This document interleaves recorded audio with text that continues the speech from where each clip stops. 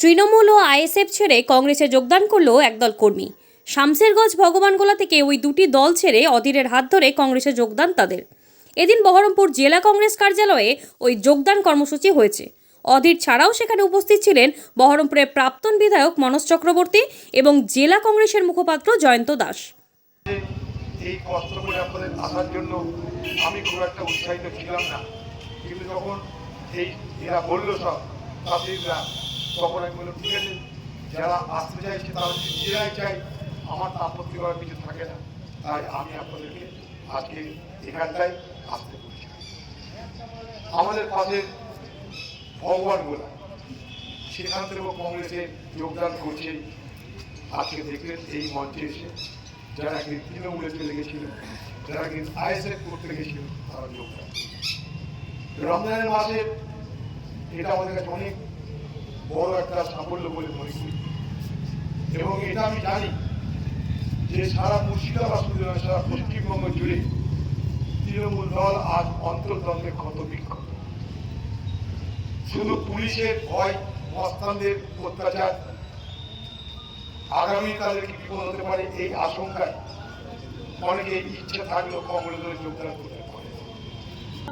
কেন যোগ দিলাম এটা আমার বক্তব্য পেশ করলাম। এখানে স্বজন পোষণ, দুর্নীতি, মানে এক কথায় এখানে দুর্নীতির প্রতিবাদ করা মুশকিল। স্বৈরাচারী মানসিকতা, দুর্নীতিমুক্ত আমরা চাই। পঞ্চায়েত সমিতি, জেলা পরিষদ হোক, আমরা চাইছি দুর্নীতিমুক্ত সব কিছু হোক। সার্বিকভাবে আমি যেটা লক্ষ্য করছি সমস্ত জায়গায়, আমি যেহেতু দীর্ঘদিন রাজনীতির সঙ্গে যুক্ত আছি, সমস্ত জায়গায় লক্ষ্য করছি যে এখানে স্বৈরাচারী মানসিকতা প্রত্যেক নেতাদের মধ্যে। এবং সবার কথা বলা যাবে না, অনেক ভালো মানুষ আছেন টিএমসিতে, যারা ভালো মানুষ কাজ করার সুযোগ পাচ্ছেন না, কাজ থেকে বঞ্চিত থাকছেন, এবং যারা স্বৈরাচারী মানুষদের কাজ করছেন, গুটি কয়েক মানুষ পুরো ব্লকটাকে পরিচালনা করছে। না, বিধায়ক শুধু না, আমি পঞ্চায়েত, যেহেতু এখনো বর্তমানে আমার স্ত্রী পঞ্চায়েত সমিতির মেম্বার আছে, আমি পঞ্চায়েত বিগত 5 বছর ছিলাম।